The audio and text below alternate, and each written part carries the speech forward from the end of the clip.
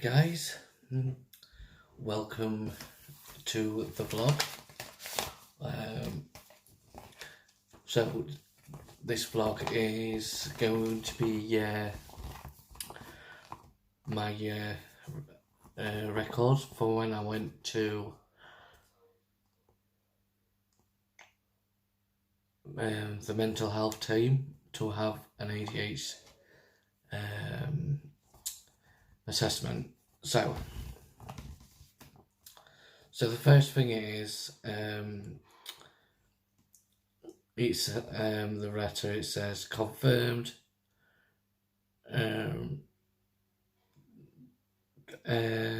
diagnosis ADHD. I can show you this actually because it hasn't got my address on. It's just central surgeon, as you can see. And then it's got a plan underneath that one which says diagnosed with combined ADHD. God knows what. So combined, I have no idea.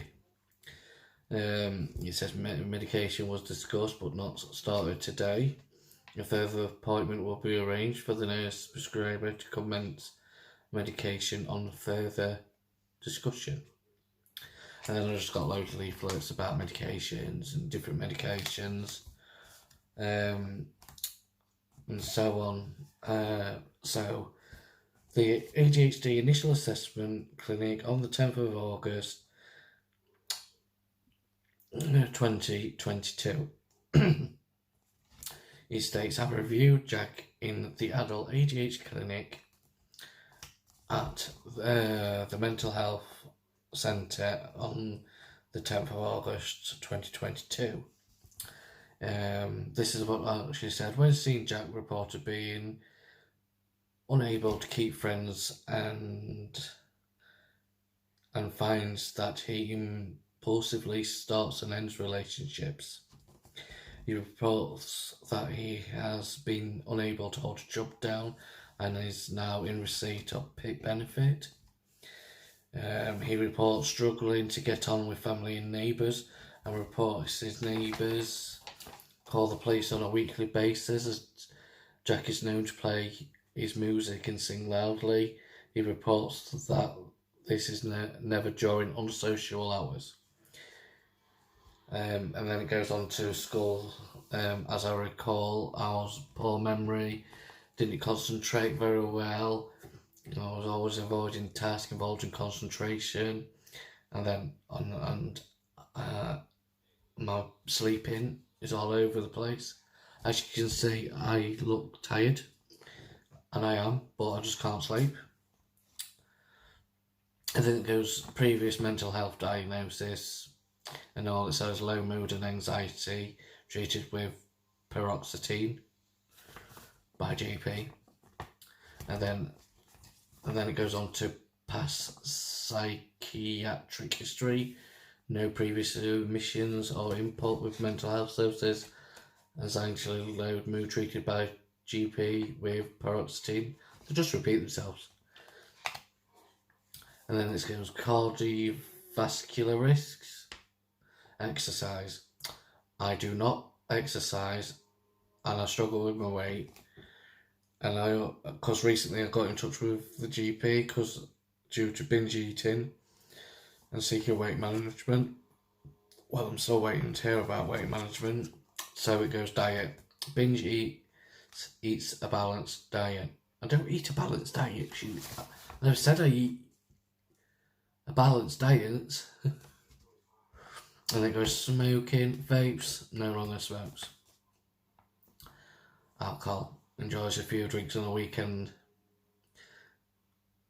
Diabetes, not reported. Heart murmur, no, I got that one. And then you got your physical observation. With your height. I don't know if you can see, with your height, your BP and all that. And then it goes on to family history, mental health problems, and I stated that that there is autism in the family. No other conditions reported. Then it goes on to social and personal history. This is 8. Good.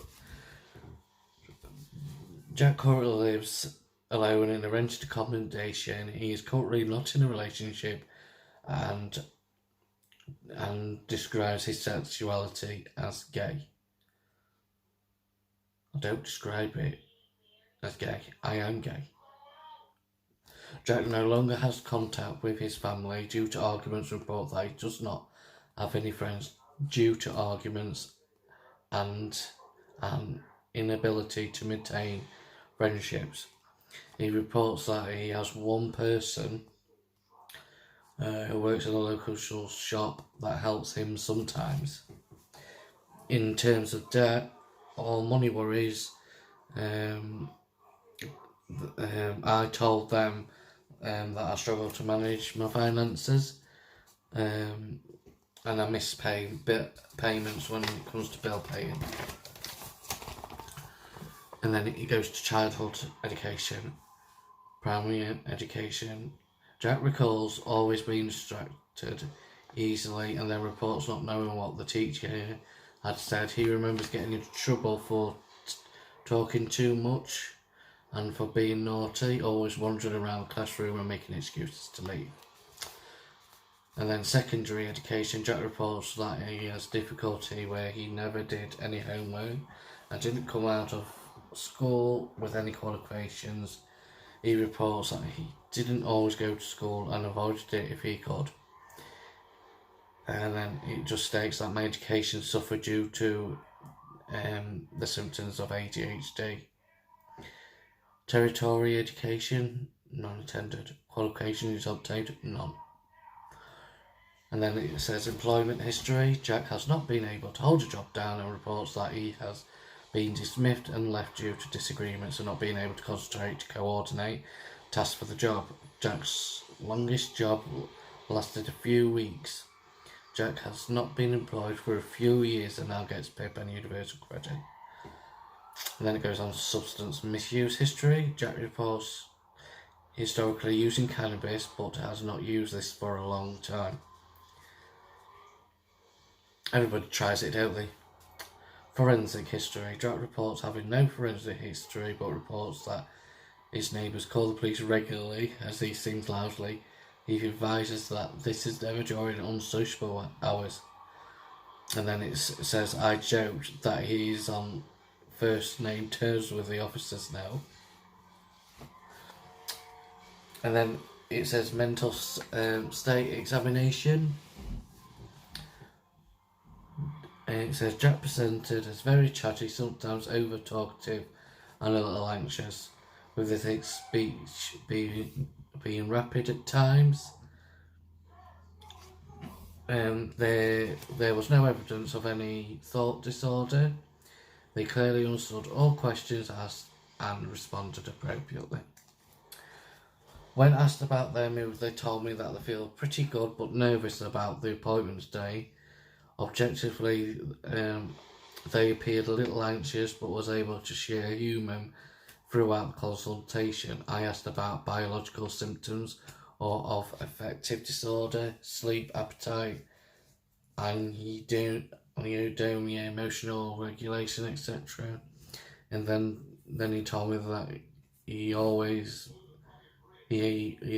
I've always had problems sleep, because on an average I only sleep 5 to 6 hours, waking around 6 a.m. It says Jack also reports having broken sleep. Jack reports that he struggles to regulate his emotion, becoming very angry and frustrated, and when subjected to criticism will retaliate verbally without thinking. Jack has always been like this. There were no other signs suggested of psychotic illness. So there you go. I'm not a psycho. Whoever watches this, I'm not a psycho, even though you probably think I am.